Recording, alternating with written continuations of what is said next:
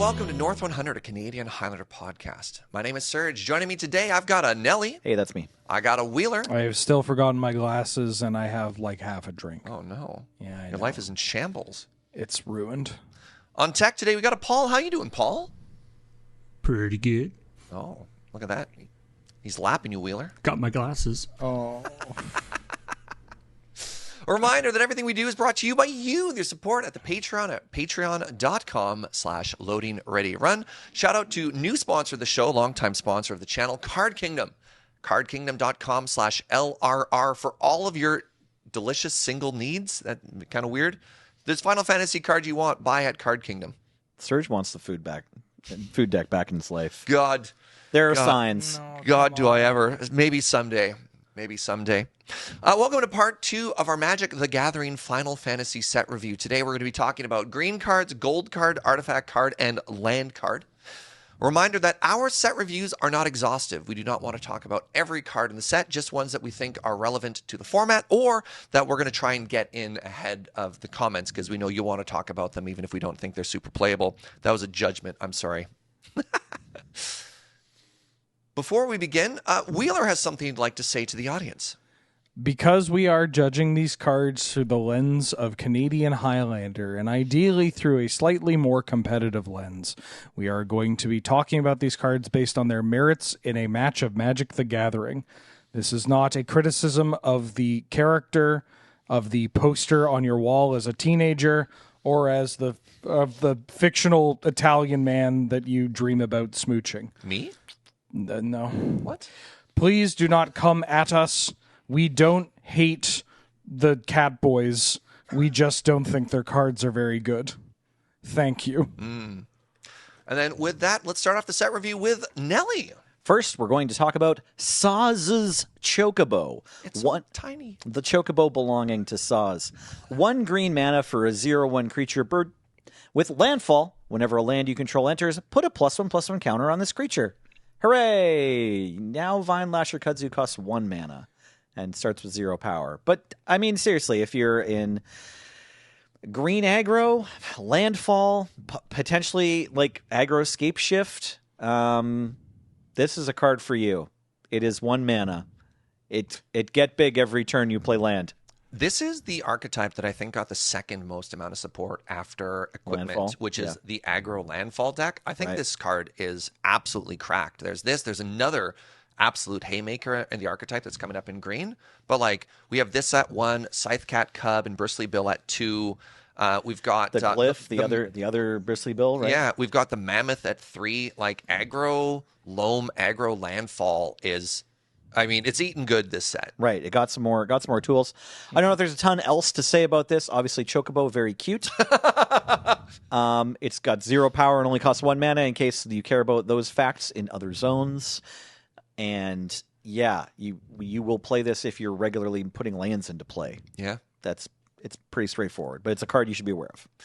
Next up, we have the Sphere Grid, the level-up mechanic from Final Fantasy XII. It's an enchantment for 1 and a green. Whenever a creature you control deals combat damage to a player, put a +1/+1 counter on that creature. And then there's a second ability. Creatures you control with +1/+1 counters on them have Reach and Trample, which is very cool. So this is interesting. It's kind of it's not a hardened scales. It's like a ranger class. The problem with this one is it buffs the creature after combat damage has been dealt, which is a little bit slow and not good compared to a lot of the other effects that are doing that. Typically, the way most of these work is at the beginning of combat, you get to buff your creatures, then you get to attack bigger. The part that's really interesting about this is the second ability. The creatures you control with counters on them have Reach and Trample. So it's giving you a little bit more reach, like a little bit of an Anthem ability. Get it? A little bit more reach. I'm not huge on this. We have been talking a fair bit about the +1/+1 counters deck, making it sound like it's fairly real. I mean, I would probably die to this card. I don't know if I'm playing this card, is my read on it. Yeah, this has big, like, I wouldn't include this in my own list, and then somebody's going to play this, and They're just going to be like, oh, yeah, I'll hit you with Llanowar Elves, and then it gets bigger. Then I'll hit you with Llanowar Elves, and then it gets bigger. I mean, the grow part is the least interesting part. All of your creatures get trample is huge, because one of the issues with the +1/+1 counter deck is pushing damage, because they can kind of chump block it forever. That part's huge. I mean, that's the thing, is that I think then both of these parts are huge, right? One sets up the other, Sure. and it turns everything into a threat. And then if everything's a threat, then the second part is going to be, unlocked. Again, I'm on camp. I rather play Innkeeper's Talent as my like non-creature make things bigger. This is where you do normally something. hit us with the. See, that's the thing. Just play both. He says in his best wielder Well, voice. I mean, maybe you do just play both. Maybe like my grasp on whether or not you should play this card is rooted in like an older sensibility, where a zoomer is going to be like, yeah, I'm just playing both, and I'm going to be killing people dead with this card. I think it's important to note, we haven't talked about this yet, that the play pattern of the Innkeeper's Talents and the Ranger's classes and all those other Luminarch Aspirant type cards get 1/+1/+1 counter out of themselves each turn. This one says whenever a creature you control deals combat damage to this player, not whenever one or more creatures you Sure. control. Yeah, So each, if you have tokens, or if just, like you said, Llanowar Elves, if you're swarming the board, you're going wide, this threatens to hand out, more than one +1/+1 counter each turn. And then, of course, as we talked about, probably the most relevant part of handing out trample to your otherwise big creatures. It's That's only an excellent it's point, only really. 2 mana. It's only two Yeah, mana. It's only 2 mana. I just think it has some applications, like, a deck that plays Intangible Virtue might look at this card. Whereas, other decks that aren't playing Luminarch Aspirant might look at this card. I tried to think of this more as an anthem than a Innkeeper's Talent for that exact reason, right? Because its ability to affect multiple creatures, not grow one creature. Yeah. So I don't know. I could see either way. Us never talking about this card ever again, or us seeing this card crop up in lists this from is time the to time. MVP. Won me every game I resolved it. I think it could go either way. Yeah. It's like a 99th card in a deck that probably has like, a couple of slots that it can flex on, and it's a reasonable flex. Third, probably the top 5 archetypes that receive support is the +1/+1 deck as well. Right. Like this. Yeah. Anyways, Wheeler, let's move on. Summoner's Grimoire, 3 and a green for an artifact equipment with job select. So this comes into play with a 1/1 colorless hero token, and this equipment is attached to it. Equipped creature is a shaman in addition to its other types, and has whenever this creature attacks, you may put a creature card from your hand onto the battlefield. If that card is an enchantment card, it enters tapped and attacking, and then has equip 3. So initially, when I first talked about this card in my personal set review, I was all ready to poo-poo it. But then I started thinking about it a little more. I was like, yeah, because I have a soft spot for Elvish Pipers. There was a long time where I tried to get mono green hoof with Pipers to work, and it's fine, but obviously wholly unrealistic in a world with Orcish Bowmasters and friends and Fury. But the fact that this is I'm thinking about this in 2 categories. One with Eldrazi, right? Being able to cheat out a big idiot on attack, not on damage, is pretty huge. Obviously, it coming with a creature to do that is nice. And if you're playing Eldrazi and you're playing green, you probably have a bunch of other mana dorks as well. So not just the creature that this comes with, but you have other little dorks that you can just suit up with the equipment and reliably kind of get the trigger going. Not to mention, even though Equip 3 is expensive, we're talking about a green deck. We're talking about a green deck that will have the ability to put this on anything. So it's annoying. It's, easy to move it around in the kind of archetype that would want to cheat big idiots into play. But also, secondarily, I just think Sneak Attack is one of the most underexplored cards for Highlander, right? We don't have the redundancy of, X amount of Sneak Attacks and X amount of Show and Tells in our format that that Legacy, say, has. Sure. But, we have a reasonable amount of sneak attack keep giving effects. us a few more, and they're usually not that They're badly not bad. costed. Monster Manual is not a horrible card. Totally playable card. It's a fine card. Yeah, just the ability to sneak out, your Atali or your Atroxa or whatever. And with even, worth mentioning, Natural Order is now only 1 point when it was 3 points for so long. So it's an archetype that is getting more points, more cards that replicate, the namesake. And Somehow they're threats giving us also, yeah. better threats. Yeah. Well, threats that also just like, casting Atroxa might be a little tough in like a mono green deck, but if you're like green red for the sneak attack, like you can cast a Tali, right? Like that's just a 7-mana card that, for a ramp deck of that sort or a deck with channel, like that's doable. So I agree with everything you're saying, especially about wanting to check out Sneak Attack. I just feel this is so slow. Yeah, like but a it's 4-mana 1/1, and Yeah. you have to untap with it. yeah, but it's annoying. I guess it's annoying. The other thing is it's not a cast trigger, and they don't even get the attack trigger, which invalidates like most of the upside of Eldrazi's, which is both cast and annihilator on the attack trigger. Right. So I don't know. I'm surprised you're not exploring the enchantment angle at all, because at first I was like, no. And I thought maybe with like Sanctum Stompy, maybe there's a world in which like you get a little bit more value out of it as like as a mid-range card instead of a big cheap card. But this is way too expensive for mid-range as well. Look, if you've wanted to play Elvish Viper and Chromanticore in the same deck for years, now you finally have a reason to. I think the most important part about this card is just adding another card to the list of redundant Elvish Piper effects. It's just they always like if you're playing against this, every single turn you have to be able to at least address this, right? The first time it comes into play, you have to make it so that creature can't attack, or you run the risk of dealing with like Emrakul or any big idiot Eldrazi or whatever, right? And if you deal with that, great. But if I got a Llanowar Elf, lurking in the back, like you have to respect that, right? Or else you're going to have to deal with the consequences of like an Emrakul or an Atroxa hitting the table. And it just sits there. Like obviously you could deal with the Grimoire itself, but I don't know. Anytime this is again one of these cards where I'm like, you either deal with it or you die, right? I'm really looking forward to playing this in Commander. That's the biggest insult that you can give any Magic card. It's also pretty hot in Limited because it's like the theme of it is we explained how Saga creatures work last episode, and this lets you get your Saga into play attacking, so you get one more turn out of your Sagas. Not Yes, as Nelly. Yes, Nelly. offensive as the Commander comment, but close. Still stings. Pretty different kind Still of stings. different kind of sting. Yeah. Yeah. All right, you're up, Nelly. You get to talk about one of my favorite cards in the set. It's Tifa Lockhart! 1 and a green for a 1/2 legendary human monk with trample. And what was that? You didn't like that she only had 1 power for 2 mana? Well, her landfall ability is whenever a land enters, you control enters, double Tifa Lockhart's power and toughness until end of turn. She's berserking! Fantastic character, extremely popular cosplay.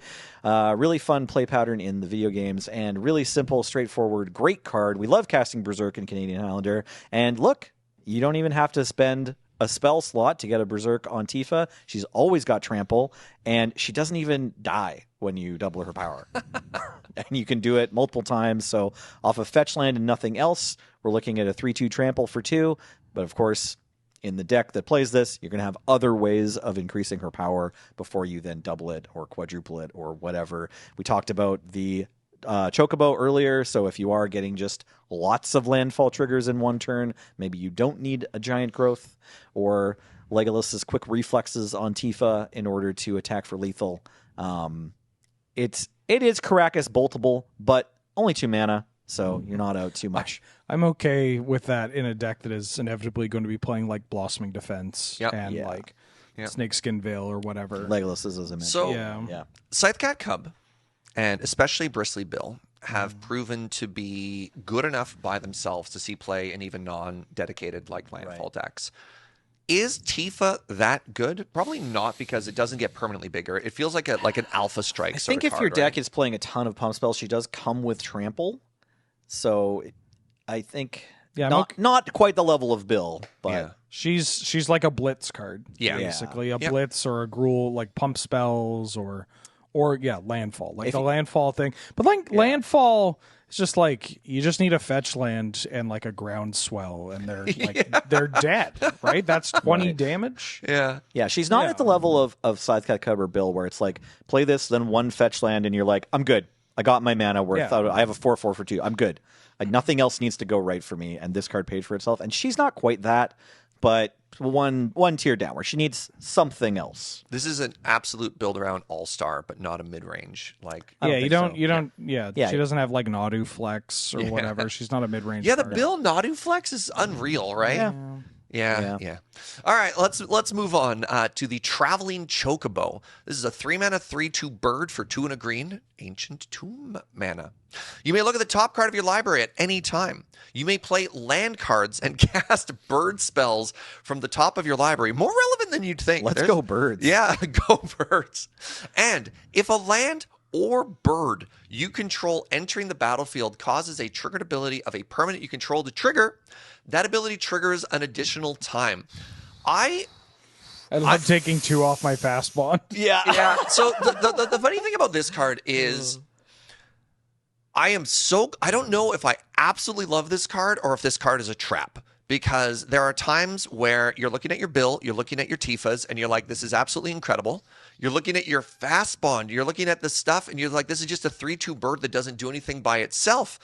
Your fetch lands are going to hit you for 2 damage. I just wanted on record that Wait, no, that's not the trigger Serge. ability. That's the pay. Sorry. Serge yes. just claimed that Courser of Krufix does nothing by itself, right? Like, it's like you can always look at the top and you can play lands from the top. but And that that's, also- we used to play a card that's like all it Yeah, did. no. That also gave you a life, and when it made you go infinite with fast bond, this double kills you off of fast bond. That life was shockingly relevant for combo potential. Okay, but like the card I know advantage what on this you're- card is the I know same. what you're saying. I know what It's you're even saying. easier to cast. It's cool with surveil lands, Yes. but dies to shock. Yeah. No, the stats aren't as good as Courser, obviously. Or, Being a or 2/4. many yeah. 3-drops. It doesn't have great stats. I think the exciting thing about it is that it attacks for 3. Right? Like that. So if you have a place where, like, incidentally, that's good at cleaning up planeswalkers or getting back the initiative. It's you know. really funny because when I look at a card like this, its power and toughness is almost irrelevant. Right? Because I'm trying. If you're evaluating this through the lands shell or the bird typal shell, the power toughness is often like, okay, what is this, right? Like, what else does this have to offer? And I think if that whole text box isn't relevant, you don't care what. I mean, I guess maybe if it's like a 3-mana 5/5, you're like, yeah, you just play it anyways. But I don't like this. Yeah, I'm not huge on this. I like Augur of Autumn and Courser of Krufix are like, I'm okay with those. This one, I mean, maybe if you're like really dedicated, like if we're like a black-green depth deck or whatever, or like a 2-color land deck without any kind of mid-range component, then sure, you can have some redundancy, but I'm not excited to necessarily include something that doesn't really have defensive capabilities, which is all I'm really looking for if I'm looking to assemble, a lands combo. It's Right. just don't kill me before I can do it. Because this is fighting with your Azusas. Well, I mean, I'm not on Azusa. I know, but this just trying to give an example of like where this slots in, because lands or land beatdown is an already established archetype, and so when you're looking to upgrade that deck, you also have to ask what is it replacing, and does it make the deck better? I mean, it's worth pointing out that, like, while a staple for a long time and showing up in various decks, Courser of Krufix doesn't see very much play anymore. Yeah, right. Like, so I might be one of the few holdouts, right? You are, yeah. If you check on Moxfield, like, it's tough to find a deck to play in Courser of Krufix. It's not none, but usually just shows up in the exact combo that you described in order to pull it off. Whereas, like, it used to be part of Jund Midrange, it used to be part of like Bant Good Stuff. You know, like the Courser was just like a regular. It was Canadian just a Highlander good card. Yeah, it was advantage, right. Good You know, stat line. like back when Brimaz was the only other card from Born of the Gods we cared about. Like, we were scraping around for cards that you Dude, could mox out. I died to Brimaz. Oh, recently? Josh Sutherland killed me What a with flex. Brimaz. What a flex. Last night. Oh my god. And I'm staring there at all these bolts, and it's like, it's got 4 toughness. It's unkillable. That's incredible. I was on Wheeler and I were playing rhythm games on CTS, and you were out there And I was facing down dying to Brimaz. Brimaz. Yeah. Incredible. Well, anyways, I do think it's just important to note that if you are playing landfall aggro specifically, like, I would play this card because you can, like, turn one a bill. Right. Chris Sutherland. Josh Sutherland. Chris. Oh, okay, Chris Sutherland. All right, fair Sorry, enough. why did I say Josh? Your name's Josh now, Chris. Haha. That's not, neither. I'm There's just saying, there was no player that didn't name. Anyways, if you mox out a bill and then you play this before your land, like, they're just dead. Like, you get to surveil twice. that is the obvious upside. and then you to hit it. them with 2+1/+1 counters. Yeah, like or 4 it, +1/+1 it counters, has right? it. Well, I don't disagree that in the I hate to say this condescendingly, the magical Christmas land where everything works, it does have upside. Sure. But I think there's too many situations of what does it do by itself that makes it less good. All right, hit us in the comments with your favorite extra trigger to get a trigger of triggered. Bill, whatever, yeah. Talon Gates of Madara. I want to hear some different ones. Yeah, there you go. The land that when it ETBs you gain 2 life. There's a new one in this set. Yeah. Gain 4 off of that. But anyways, we'll move on. Wheeler. From the Commander product, we have Trommel, Seymour's Butler. Seymour Butt. Yep. 2 and a green for a 2/3 legendary elf advisor. Seymour's Butler. Each other non-token creature you control enters with an additional +1/+1 counter on it. And you can pay 1 and tap proliferate X times, where X is the number of non-token creatures you control that entered this turn. Being a 3-mana green creature, even though it does get bolted in Caracas, being in green makes it a little bit easier, especially if we're talking about an elf that provides additional 1/1 counters to everything. And then if we're talking about an elf, a deck that can very easily play a ton of creatures in a single turn, and sometimes even play infinite creatures in a single turn, depending on the loop setup. This proliferate trigger can either be a pretty reasonable mid-range play, or it can be a, well, now I'm going to win the game play. I like this card, but I'm also realistic. I like to think I'm realistic with where it's going to see play and how much it's going to see play. Like, this isn't winning any awards. I wouldn't bring this in a deck to like the year-end tournament, but this is a card where I'm going to pick this up, and when I want to play elves or maybe a 2-color version of counters, I will consider Trommel. I think it's important to point out, because people care about this sort of stuff. Like, you proliferate X times, and if you have like Safi Eriksdotter going already, again, it's just like a shout out to the 3-color, creature combo decks. Like, this only costs 1 extra mana once your Trommel can tap, and then if you have infinite creature fall, then you can use Proliferate to win the game a number of ways. It does combo with like Kitchen Finks and Friends too. But Yeah, it's been a hot minute since Right. But it's just neat that the win, like the abusable thing is Proliferate. So whether you have like a Planeswalker or a poison counter on your opponent, you have like some weird ways to win the game.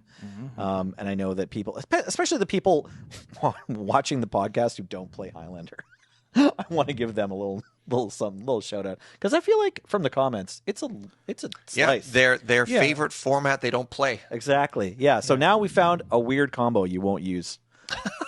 Great. Yep. Now let's talk about Yuna's Decision. Again, from the Commander product, it's 3 and a green for a sorcery with choose one. Either continue the pilgrimage, where you will sacrifice a creature, and if you do, you draw a card. Then you may put a creature card and or a land card from your hand onto the battlefield. That's cool. Or find another way. Return 1 or 2 target permanent cards from your graveyard to your hand. Okay, so pretty cool. I'm not crying, you're crying. I'm not crying, you're crying. Exactly. I just started FF10, but really I've decided I started like FF6 and FF10 playthroughs around the same time last couple weeks, and I actually haven't played through 10, so I'm gonna finish my 6. Spoiler alert! At some point in time, Yuna makes a decision. Makes a decision either continue their pilgrimage or find another way. Yeah, spoilers, everybody. Okay, so the second mode, find another way. Not terrible. 4 mana, like, draw 2, like, raise dead twice, get 2, Moxes back from your graveyard, whatever you're doing. That is a fair and fine, cool, flexible card that can come up and is relevant sometimes, although this version of it is more expensive than you want to have to pay for that effect. What we're really excited about here is yet another Elvish Piper. This one also gets a land into play and requires that you sacrifice a creature. It doesn't have to be a green creature, which is what we're used to from this kind of powerful effect, although the card does have to be in your hand, unlike just being able to get a green creature out of your library. So, yeah, I think if you are excited about the Summoner's Grimoire and you want more ways to cheat a creature in Green Eldrazi, like I sometimes am. This one's, I think, better than the Grimoire. Yeah. For what it's worth. Yeah, you get to get the creature into play immediately rather than letting your opponent have a sort of a main phase to the kill sack your not being an additional cost as well means that you Yes. just like I'm going. I mean, they can kill it in response, Right. If you only have one creature, so you got to still be careful about that. But like, if they have a counter spell or whatever, you're not losing your creature. Off the I love back of that. this. Sacrifice a creature. No creatures. If you do, oh no. Yeah. Four mana, sad. But yeah, you draw your Emrakul, you draw your Atroxa or whatever. Yeah, and it draws a card and puts a land in play too. I'll pay for it. You might not even have it in hand. You just want to let it rip. Yeah.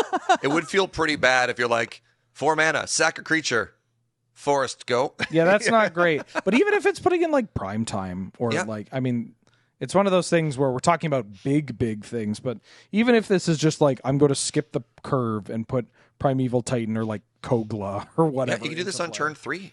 Tap an elf for mana, sack the elf. Sack a Wall Blossom. The kinds of decks to play this, I'm trying to think of like the best creature to sacrifice or whatever. Like, but I don't know if they jam a lot of unearth or Spawn anything. tokens. I mean, Sure, it's one of those yeah. great- I was Scion thinking tokens. Llanowar elf. Sure, yeah, for sure. Anyways, it's an exciting card that if you're playing natural order, you should probably take a look at.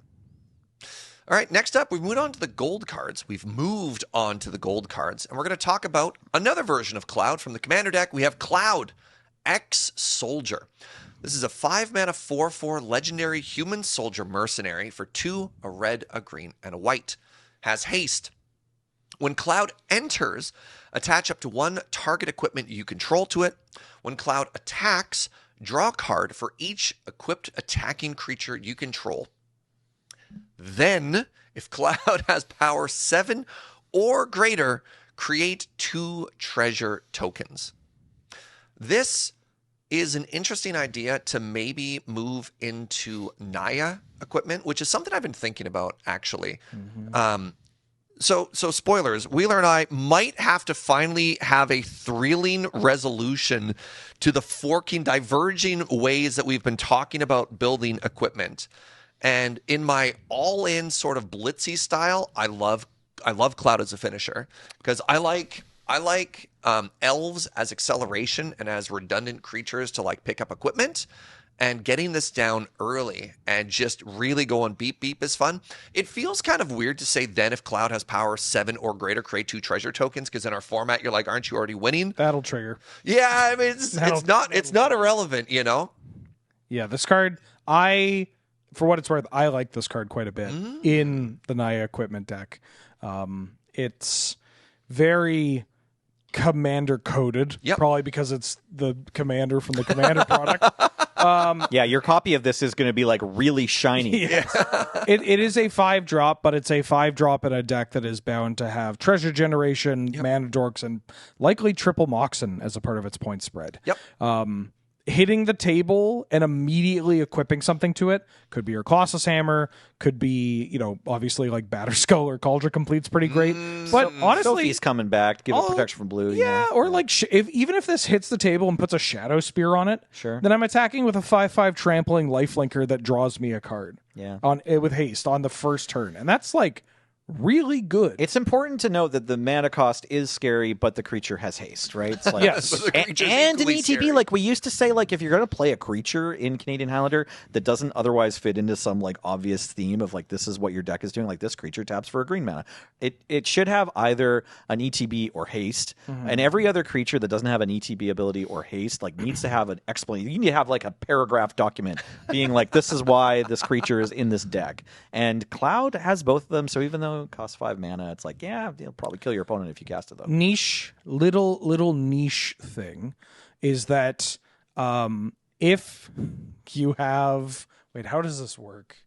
No, this isn't going to work. Never mind. I take it all back. No niche Well, thing. it's just the fact that this says attach up to what, like it only targets the equipment. Okay. Is kind of cool. Right. Because attaching gets around, say, Shroud, which can pop up in spots with equipment because Lightning Greaves shows up. It's the timing's a little awkward.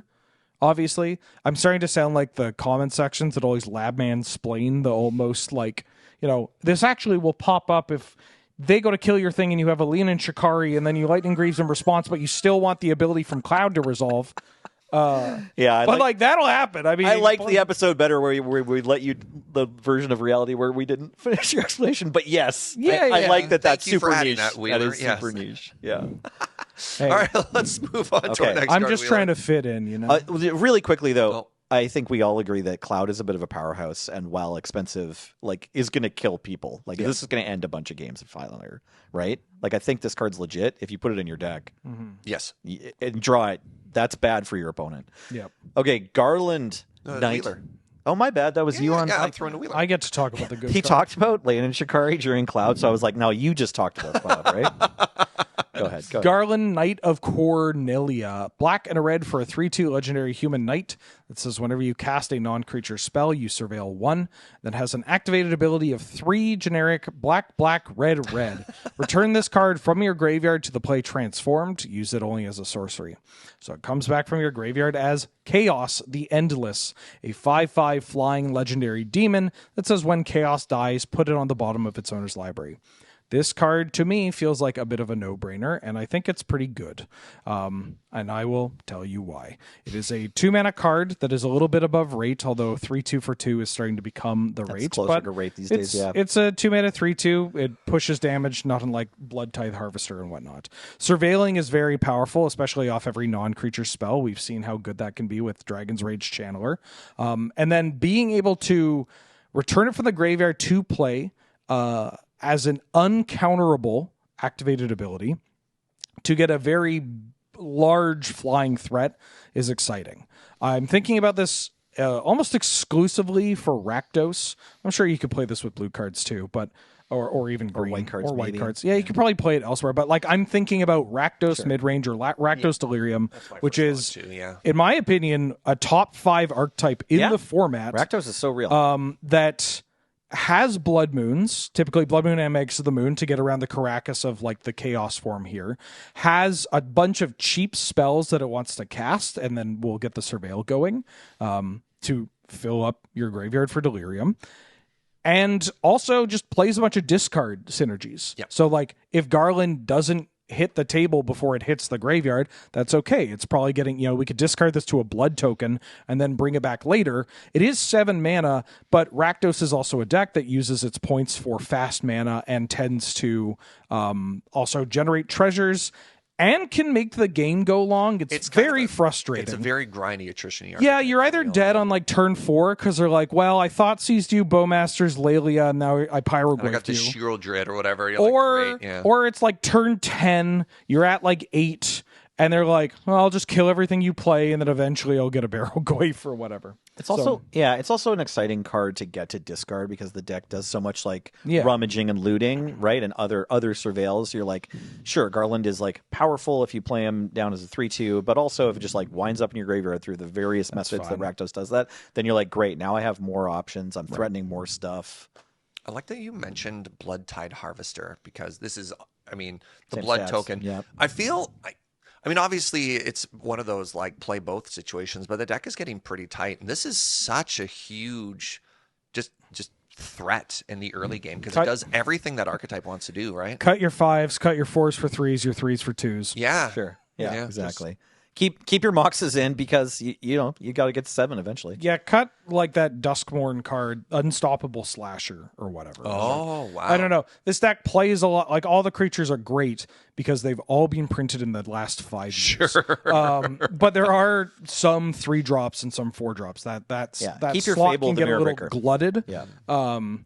But also, I had local player Greg, who is like known as a mono red or like red X aggro degen, has been playing Rakdos midrange, Yeah. Right. which should speak to its power Played him level. literally yesterday. For sure.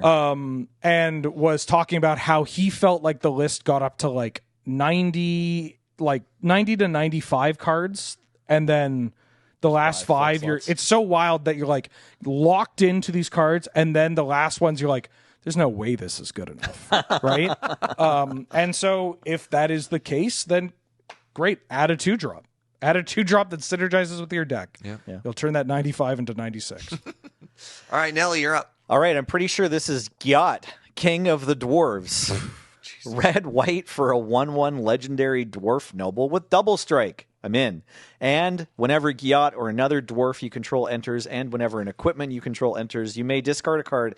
If you do, draw a card. And it doesn't say do this only once per turn or sorcery, just any time. So every equipment you play or get to enter the battlefield somehow also lets you rummage. So that's exciting. Finish resolving your last chapter of Urza's Saga, go find Skull Clamp or Shadow Spear, probably more likely if you're playing this thing, and then boom, you also get to rummage. Plus, it's just the regular rate for a double striker. So now there's another one of those that you can play in Naya Berserk or in your double striking version of Boros Equipment. What are you looking up here, Wheeler? I need to figure out if this card is actually named Gyat. You're trying to figure out how to pronounce it? But how are you going to do it, right? What would you say? Oh, I'm not criticizing the pronunciation. You should say Lally Ho, though. Very funny if, we have Gyat Skibbity of Ohio as a magic card. The Japanese is Giotto. Okay. Maybe it's Giot then. I like Gyat better. Okay, sorry. I don't know. Yeah. Honestly, I'm not trying to troll, and I'm fine with however it's supposed to be pronounced, and as soon as Square Enix tells me, I will believe them. So I like this card a lot.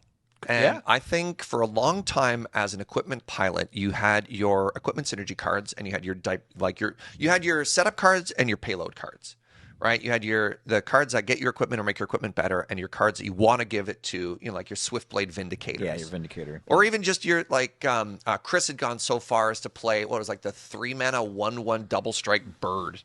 Sure. Oh yeah, the Sky Skirmisher or Sky Hunter Skirmisher. Right. And so double strike has always been this beautiful word in the equipment deck, especially if you're an old sword player or a GT enthusiast, right?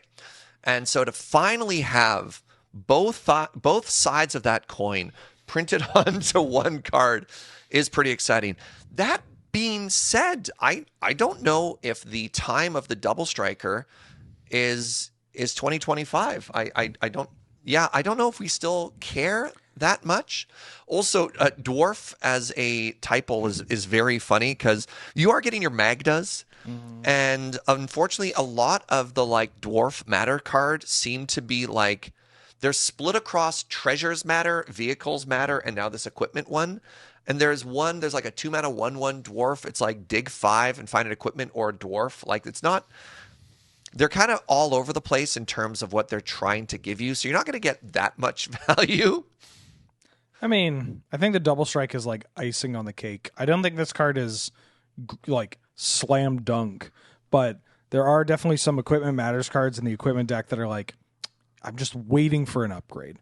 Right? Yep. I'm just waiting, for sure. waiting for an upgrade, and I'm playing off the fact that Rayev Master Smith is a 2-drop, and you're this is a 2-drop that cares about equipment that can end the game. Is Rayev also a dwarf? It is also a dwarf. They're a dwarf artificer, I think. They have been making dwarfs since the game came out, so there are a few here and there. I think it's important to maybe notice that this one in maybe not Mardu, maybe Mardu mid-range or a Mardu cares about recurring stuff a lot. It's a 2-mana discard outlet. So while it probably won't slot in with the reanimator decks that are doing their best to discard a huge threat, it might just give you the card for cheaper that you want that is currently in your hand and lets you hit it with your Jolted Awake or whatever. You get the rummage trigger on the Dwarf Noble, the card in question, coming into play as well. So for 2 mana, you get a 1/1 double strike that's also a card flow enabler on just on its own. So what we really need, and I'm trying to think back to, I'm going to get every part of this card wrong. There's a 3-mana 2/2 with haste. When it enters, you can grab an aura from the battlefield and equip it. It's a 3-mana 3/2 with haste. It's called Storm Herald from Theros Beyond. Yeah, and that was a whole deck for a while of you have this discard engine and you're trying to fill your graveyard for this big alpha strike. It worked. It was trying to get Eldrazi. There was a Conscription standard or deck that was trying to put it into play. Right? And we don't quite have a equipment version of that. So artifact decks have the black-white rat that brings equipment from the graveyard or brings vehicles back, pardon me. You know what I'm talking about? Yes, from Kamigawa? Greasefang? Yeah, so there's Greasefang, there's the Stormbringer. I'm just saying that there's a window here for a card to be printed. There's a 5-mana card that brings an equipment back from the graveyard to play, and there's Forge Anew, which cares a little bit about a graveyard like an equipment in your graveyard. I want this to be a thing. Like I want this and Inti and like this card acceleration and bring the equipment back. Like maybe you get your goblins in there, and you But not to shut down conversation, but we're talking about a card that we are hoping for additional cards to make this card. Yes, playable. I'm saying I'm not quite there yet, but I think we're close. And I think that I could see it existing. To be clear, like you can include it in like either a pump spell deck or an equipment deck, and it'll be fine. It's only 2 mana, but the equipment matters decks that all of our equipment pilots are working on right now don't care nearly as much about double strike or this effect as the just like cheat an equipment on effect. Wheeler's looking at me like, why is this guy still yapping? I'm just surprised that we had so much conversation on this card. I mean, I think it's fine as a home. That's fair. It's probably all right. That's fair. You don't want to crack it too much. Great. All right, we can move on. Next up is me from the Commander product talking about Golbez, Crystal Collector. This is a 2-mana 1/4 legendary human wizard for a blue and a black pip. When an artifact you control enters, surveil 1. At the beginning of your end step, if you control 4 or more artifacts, return target creature card from your graveyard to your hand. Then, if you control 8 or more artifacts, each opponent loses life equal to that card's power. This card is so cool. And my only thought of a home for this right now is actually like the Grixis Welder deck. Yeah. There's an archetype that involves like a lot of, I mean, it's kind of what we're talking about with Gyat before, of filling your graveyard with artifacts, but then having an enabler to bring them back, right? You get that card velocity. Yeah, remember when we were talking about Yacht before? This is North 100. Play Canadian Highlander. That's my other podcast. Yeah. I have a podcast where we talk about Gyats. Nice. No, this card is really cool.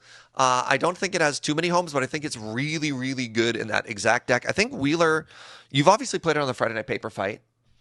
Is this a tournament winning list yet? Oh, yeah. Yeah? Grixis Welder and other Welder variants 4-color have put up results both locally and elsewhere, like online and other places on Earth. This card's great. It blocks forever, too. Yeah, it's got a huge ass. It's a Gyat itself, in a way. Only 2 mana. Yeah. Just the idea of rebuying, like, I don't know, a Baleful Strix is pretty exciting. Yep. Just surveilling so much. Give me back my Emery. Oh, There's not a ton of cards that exist currently to really like get you with the last clause of having 8 artifacts and doming your opponent. There's not a ton of things that you're going to put into the deck that likes Golbez that also have like 8 power or whatever. Yeah. But I mean, you could power? Well, I'm thinking you could trick one in case you just want to have from the like 40K Tomb already. No, from the 40K set, you've got that Chaos Defiler. Sure, 5 power. Yeah, I mean that's solid. I mean, I think that's all you need, Yeah, right? absolutely. That is all you need. My brewer brain always goes like, "Whoa, is there some way we can like combo kill them with a 20 power creature?" I always do that. Like, what's the Mindslaver lock, what's right? Exactly. What's the most power, value you have? right? Yeah. And Mindslaver's not a creature, but whatever. There are a ton of things you can do with it to push it towards being a combo card, but you really don't need to. It's only 2 mana and it's a 1/4, and the most value you're gonna get out of it is just surveilling 1 every single time you get an artifact come to play. If you play something that like makes a treasure every turn or whatever, like this just gives you surveil triggers up the wazoo. It's not that far-fetched for this card to hit, for you to hit 8 artifacts with this card. And it doesn't matter if you're just doming them for 2, you're returning your Trinket Mage or your Thought Monitor or whatever.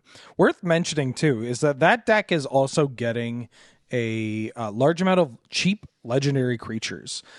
So we could be on Mox Amber, which opens up another Mox, another 0 mana. That card is starting to be in the conversation. I mean, we got people are playing it a bit. Tameo, Golbez here, Basim, Emery, like Urza. The list could go on. I will say, Urza. Mox Amber. Every time I see it in a deck class, I'm like, oh, really? That's interesting. And every time I see it across the table from me, I'm like, like the floor of it in this deck is it's just a 0 mana artifact, God, which is honestly 5 Moxen in this deck.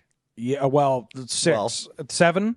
Like you could play this deck. There are versions of this deck that go like Chrome, Diamond, Opal, now Amber, and then you could be on Triple Mox Academy, Triple Mox Saga. Yeah, like that's Gross, dude. Yeah. That's really gross. So yeah, the free raised heads are going to happen for you, but I even want to just say that, like, if you look at it and you're like, what does this really mean? It's like, imagine it just says 2 mana, 1/4, every turn surveil 1 3 times. Like, imagine it said that. You're like, oh, that's a pretty cool card, right? Like, you're setting up a lot of your draws. All right, next up, Wheeler. Actually, from the Commander product, it's Grahatia, Scion of Reborn. It's a cat. Gratia. All I know about these cat boys is that the Tia part, either it says that they're breedable or not. Yeah. Depending on what What a take. Yeah, it's like Tia or Pia, and that means that Graha TMI, more like. yeah. Anyways, this breedable male is white, blue, and a black for a 2/3 legendary cat wizard with lifelink. It says whenever you cast a non-creature spell, you may pay X life, where X is that spell's mana value. If you do, create a 1/1 colorless hero creature token and put X 1/1 counters on it. Do this only once each turn. So the magical Christmas land is you play this card and then you get to hit them with like a snuff out. Well, snuff out's really painful, but you get to hit them with like a force of will or a pyrokinesis, dome yourself for a bunch, but then get like a free 7/7 or a 6/6 running around. You only get to do it once per turn, which is, I get it. You don't want me to have fun. And this body is addition. Can we ask about the once a turn? Like, Sure. the trigger doesn't happen once per turn. You choose once per turn. So you can like cantrip and then set up the card you want, right? I think do this only once each turn means that if you have to make the may decision and for the you first did spell? not, Yeah. then you may the next time as well. I believe so. Now, this is a good question, Serge, and I would This love is to a hit the this is a oracle. weird template. Yeah, sorry to. Does sorry to it hit you. matter problem. for this card individually, though? That's just an interesting insight. Yeah, on, like, because what kind of flexibility you have, right? Most of the duelists only once each turns aren't strapped to a choice. Yeah. Right? It's like draw a card off Right. when this happens. Or, But we agree that this card is only making one creature each turn. for sure, Well, it's for only sure, making but- one creature but each turn. Which Great. do you get the selection of, like, can you cantrip into a 4-drop, or is it always you have to make the decision on the first spell, or can you set it up? Yeah. because that does increase the value of this card. Say the play I believe pattern. that is how that Right. Like, Say I play this, then on your turn, I force of will you, and I don't want to pay 5 life because I'm at 4 or whatever. But then at the end of your turn, I cast Brainstorm. Can I still get a 1/1? I or- believe so or a because 2/2, I guess? Yeah. the do is connected to the other do. We got Yeah. a classic do situation here. Classic. Which I mean, I think this card might be doo doo. Yeah, Yeah, the the 2/3 for 3. yeah the 2/3 for 3 that gets cracks and bolted. Even though there is like some pretty dope situations where you can make a big creature or whatnot, it's just so much life to pay, and it's just kind of awkward where I look at that, I'm like, that's pretty cool. Anyways, I'm gonna play Monastery Mentor if I want to have a like somewhat vulnerable card that will just win the game if they don't kill it. Even Talrand kind of seems like an interesting option against Yeah, this card, if right? you're mentioning Talrand, we're done here. We're done. All right, well, then we'll move on. Nelly. Let's talk about Joshua, Phoenix's Dominant. 1 red-white for a 3/4 legendary human noble wizard with, when Joshua enters, discard up to 2 cards, then draw that many cards, and 3 red-white and tap. Exile Joshua, then return to the battlefield transformed under its owner's control. Activate only as a sorcery. On the back, you get Phoenix, Warden of Fire, a legendary enchantment creature Saga Phoenix. Okay, this Saga creature is legendary. It's a 4/4 lifelink with 3 chapter abilities. The first 2 are the same. They're Rising Flames. Phoenix deals 2 damage to each opponent. And the third one is Flames of Rebirth. Return any number of target creature cards with total mana value 6 or less from your graveyard to the battlefield. Exile Phoenix, then return it to the battlefield. Wow. Okay. There is a ton going on with Joshua. So let's remind ourselves one more The time. front side, You yeah. get a 4/4 lifelink flying on the backside that domes your opponent and has lifelink, so it's going to gain you 2 life as well. Yeah. And then does a big rebirth thing where it comes back as Joshua after bringing back. So really synergistic card with itself. So you get a ton out of being able to untap with it and pay the 5 and transform it. We love a Seasoned Pyromancer, right? And we got a pretty similar rate here. 3 mana for a 3/4. It's got obviously it's hit by Caracas, but at least you get this trigger. You have to discard the cards first, and then you draw that many back. But it doesn't care if they're lands or non-lands, so that's great. Unlike the Pyromancer, similar stats and trigger ability being a bit different. 4 toughness. I like a 4 toughness. It's a human, so in your Boros Humans deck, this is certainly an option. And the backside is just like a really powerful, set of things going on that I think is probably worth the investment you put into keeping this thing alive and paying 5 mana for. It like gains back 2 life for you right away, threatens to gain 4 back more if it can block. If you have some way to give it haste, then you're, gaining 6 life the turn that you paid the 5 mana. For the most part, I think this card's a little expensive for what you get. It's like a very big investment both on the front and the back. I think the only time you're really excited about this is if you're going into like the discard synergy matters. Do you think it's a big investment on the back as well? Like I think 5 this doesn't mana cost to 8 flip it mana. over. Yeah. Okay, sure. That's like I thought that was the front. That's fine. Well, so the front is just the 3 mana for a 3/4 legendary. But then you have to pay right? 5 and untap with it. Okay, right? so That's what I mean. Like I agree, 5 is a lot of mana. Like in Highlander, 4 is sort of this like bridge between like what's cheap and what's expensive, right? And when you pay fast mana, you play Soul Rings or whatever, then that kind of messes with it. But certainly 5 is on the like be careful. So do you do you think this is a mid-range card? Like where are you playing this? Are you just trying to argue for the value of it? I think it just has a lot of situations in Boros Humans that are terrifying, right? Like say you get to rebuy your Aomer or whatever. Like that will just win the game. But that's 8 mana on 3 turns away. I think you two are overthinking this card. Do you like I'm trying not to overthink it. Surge more than Nelson. I'm trying not to overthink it. It's just above rate. Yeah, it's a 3/4 for 3. It's an above rate card that that lets you filter through your cards, and then if you draw it late game, it just like wins the game for you, right? Like you're saying that 5 is a lot, and like playing a 5-drop comes at a cost, right? If you're playing a 5-drop in your deck in our format and you're not green, you better be like the bajillion Mox in Goblin Welter, the Chaos Defiler, or playing like the Cloud, right? I mean, Paradox Engine costs 5 mana, but like that deck Tolarian explains Academy itself, doesn't that's not how the real world works. There's a bunch of asterisks, but if you're an average deck, like say you're Jund midrange with no mana dorks, like you're not really playing Glorybringer in Jund midrange. So we just talked not too long ago about how King Brimaz has fallen. Sure. And how nobody is playing a 3 mana 3/4 legend that creates an additional creature every turn, unless your name is Chris and you're killing Serge with it. Mm-hmm. So if that's the case, he unsleeved it after that turn. Yeah. Where are you playing this? And that's why I suggested the synergy of maybe like the Discard Matters deck. We talked about that in Grixis, and I think maybe Jeskai works or something like that. I'm just like, I would try it in Mardu. I would try it in Humans. You could try it in Jeskai. It's just above rate. Play it in it. Like this is the kind of card that doesn't scream. It does not have a specific word on it.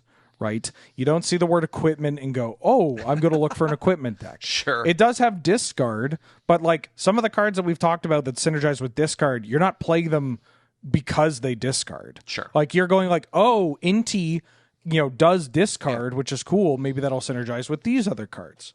And I think Joshua is closer to that than not. Like, we could come out 6 months from now and Joshua does not see any play, but I think it's more likely that this card is going to have some kind of presence because it's above rate. It lets you filter cards and it has a late game ability that can just turn it into like an incredible recovery tool, right? Like 4/4 lifelink flyer that domes them for 2 and gains you 2. You know where else I could see it? I could see it being really valuable in your Blood and Taxes deck, because that's a deck where you're playing a bunch of creatures that either your opponent hates or doesn't care about. And so just more ways to have like creatures that help you filter into the stuff that matter and get rid of the stuff you don't care about. Or if you get to the mana, rebuying the one that they do care about. Yeah, the issue there, again, is just thinking about card quality, because I'm not cutting Lelia for this. I'm not cutting Flage for this. I'm not cutting, like, Blood Moon or Magus of the Moon. Sure. Yeah, it just becomes a matter of, like... 3 mana 3/4. Yeah, if you're upgrading the deck... It's not Flage. What are you hitting? I mean, it'd be very funny to play this with my own Caracas and just, like, find an answer. Gah! Yeah, I'd start... If I'm looking for replacing cards with this. I would probably start with my bad cards. not Wait, my hold up. But my grandfather's deck plays no bad cards, Wheeler. Wait, I want to edit myself because my brain caught up to my mouth here. It is Flage. Sorry. For 4 mana, Flage comes back and domes something, and for 5 mana, this flips and domes your opponent and gains you 2 life. It's like, it does a pretty good Flage impression, actually.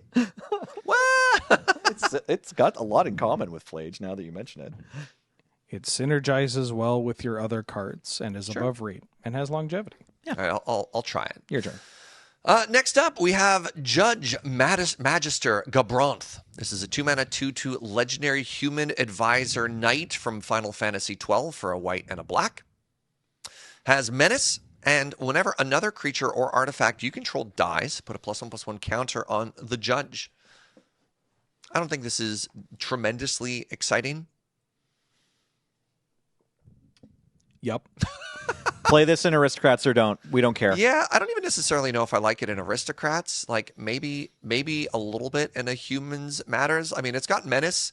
It gets kind of big. It cares about creatures and artifacts dying. Doesn't say non-token. It doesn't say non-token, which is neat. You know, there's no mana involved in the ability. Yeah. It's not sexy. But it does get wrecked by Caracas. Yeah, you know. a little bit unfortunate. Yeah. Works great with what was her name? Dion. Your knights get flying. It's a knight. Knight card detected. This is an upgrade if you're playing humans. Maybe more of like a white-black beatdown strategy or a knight typal. But all right, let's move on to Wheeler. Krele Baldazian. None of these are real. It doesn't matter. My man. Look at this. Look at these letters. You know, There's like 50 different ways. One of my least favorite kind of comments or like sayings that has slipped into the lexicon of your average terminally online person is like all words aren't real. Or all numbers aren't real. It's like, get your head out of your ass. You know what I mean? Congratulations, you're very smart. You're very cool. smart. Yeah. Oh, damn, wow. I mean, all language is made up. Yeah, I too love smoking a bowl and talking about what I read on the back of like the jacket of like. I didn't actually read Jest. this book, but I read the synopsis online. I read the wiki page for Infinite Jest. I basically know it. Anyways. This is absolutely not real. Krele Bald decision. Anyways, Baldo here is white and a blue for a 2/1 legendary dwarf wizard with lifelink. It says whenever you cast a non-creature spell, you may return target creature card with mana value equal to that spell's mana value from your graveyard to your hand. Do this only once each turn. So there's something we didn't talk about, Joshua, but I've been thinking about this deck for a hot minute. Jeskai Wizards. Ooh. There are cards that care about wizards. Wizards are very good in blue and red, but if you add white, well, you get to play Jeskai, so your deck's probably better. Now you have Sword Splashers, baby. And it's this is a very powerful ability attached to a body that is small. I will say, little guy. It does get Orcish Bowmasters. At least it is, only a 2-drop. Which is nice.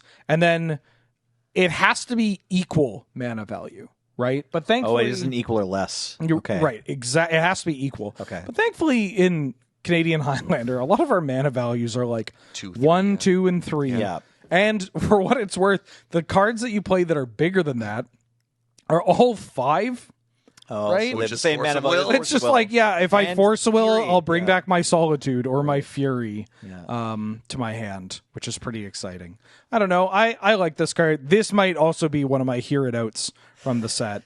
I think it is a Hear It Out just because it's both legendary and has 1 toughness, but is there a world where you're like trying this in Esper ruin your evening? Esper 3 animator? Like, I don't know, something? I cast don't know. Ponder, return Ocelot Pride Honestly, seems good. It's a weird enough, cool enough ability that doesn't require mana that it seems worth trying. So, I think this is definitely hearing me out. Like, don't hold us to it, but maybe Kryle Baldozio is. I duressed you and I returned my Nethergoyf, or All right, you killed my Tameo, and here's a the Thought real Scour. hear me out here. Lalafels is dwarves?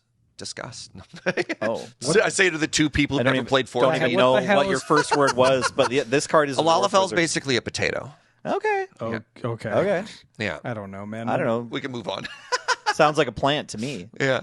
All right, Nelly, you're up. I want to talk about Lightning Army of One. This is a person, not the spell. 1 red, white, 3/2 legendary human soldier with first strike, trample, and lifelink. Do you need more? Because there's no downside. Well, Well, it's legendary. Okay, it's legendary. Bolt Rackus, but That's yeah. true. Bolt Rackus, and it only has 2 toughness, but first strike. So like the 2 toughness is asterisks. Trample and lifelink. I just want to talk about all of these vanilla words one more time. There's a lot of them. This is sort of like a Boros Vampire Nighthawk. Doesn't have haste. Does not have haste. Okay. Whenever it has stagger. Whenever lightning deals combat damage to a player, until your next turn, if a source would deal damage to that player or a permanent that player controls, it deals double that damage instead. Yikes. Yep. So it's a human, and honestly, I think probably Boros Humans is the deck that's going to be the most excited to try this card out. I'm not immediately sold. Doesn't have any hexproof, doesn't have haste. Like, giving this card haste, very exciting. Oh, we got a Green of Glory, my man. Yeah, yeah, for sure. Just, putting this down when you already have some other scary threats and then being like, you got to kill this thing because you got to kill this thing.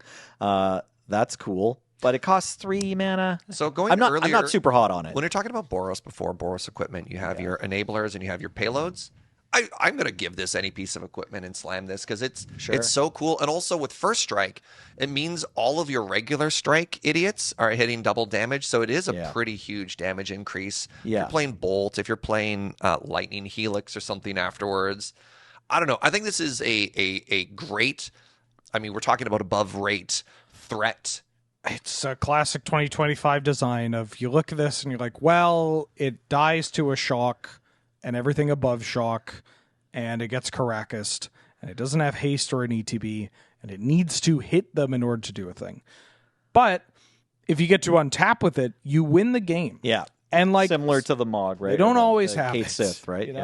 They don't always have it. Pretty good with Mother of Runes Yeah. in your deck as well. Like you play enough threats and one of these connects and you're just Honestly, and like the equipment that turned this thing into like a terrifying monster from a 3/2 is it starts with Bone Splitter. Like just give it any amount more power. give it the saw. What are the spur give it the boots the called? boots. Yeah, give it Lava the spur thunder or Thunder Junction spur boots. boots, Now it has 4 power first strike. It only needs to connect for 1 damage to your opponent before that trigger hits. And, all your other regular creatures. I really dislike that every creature that they print nowadays is just carnivorous death parrot.